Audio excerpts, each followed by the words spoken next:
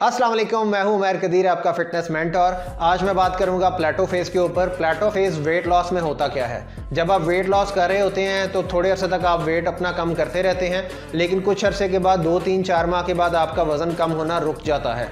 चाहे आप same diet plan follow कर रहे हों या सेम एक्सरसाइज कर रहे हों, जिससे आपको पहले फ़र्क पड़ा था, वेट कम हो रहा था लेकिन अब नहीं हो रहा, तो इसको प्लेटो फेज कहते हैं। इस पे जी डिफरेंट रिसर्चेज हुई हैं और डिफरेंट इसके जो है वो रीज़न सामने आई हैं।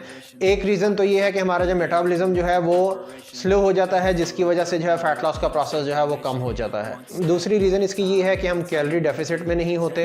अब आप घर बैठे हमारी सर्विसेज हासिल कर सकते हैं। Female home based workout, gym based workout, fat loss, weight gain, customised diet plans, kids growth and fitness, parenting guidance, athlete training, life coaching and many मोर।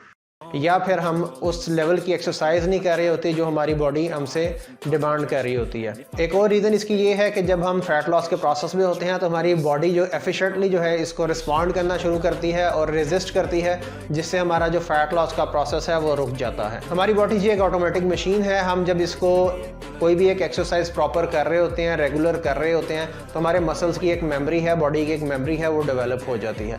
जब आप एक ही रूटीन को फॉलो करते रहते हैं या फिर एक ही डाइट प्लान इस्तेमाल करते रहते हैं तो वो उसकी यूज टू हो जाती है और वो फैट बर्निंग के प्रोसेस को रोक देती है, क्योंकि एक रूटीन का मैटर वो उसको समझती है।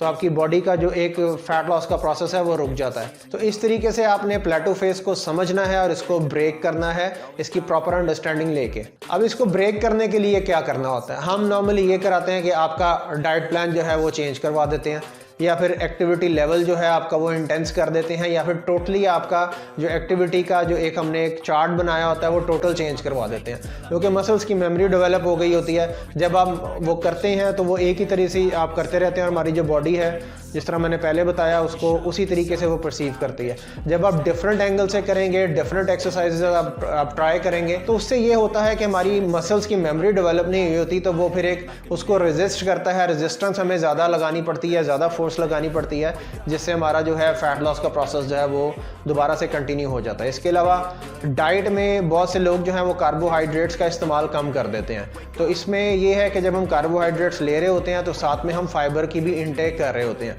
तो हम ऐसा करते हैं कि हम फाइबर की इंटेक को थोड़ा सा बढ़ाते हैं। तो जैसे ही फाइबर की इंटेक बढ़ती है तो आपका जो फैट बर्निंग का प्रोसेस जो है वो दोबारा से जो है वो रिवर्स होकर दोबारा से वो स्टार्ट हो जाता है। इसके अलावा कुछ ऐसी डाइट्स आपको रिकमेंड की जाती हैं जिससे आपका मेटाबॉलिज्म का जो प्रोसेस है वो फास्ट हो सके, मेटाबॉलिज्म आपका तेज़ी से काम कर सके, एफिशिएंटली काम कर सके, तो वो डाइट प्लान में चेंज करवाते हैं। तो इन 2-3 तरीकाकार से आप अपने फैट लॉस का जो प्रोसेस है उसको दोबारा से कंटिन्यू कर सकते हैं और अपने प्लेटो फेज को आप बिल्कुल ब्रेक कर सकते हैं।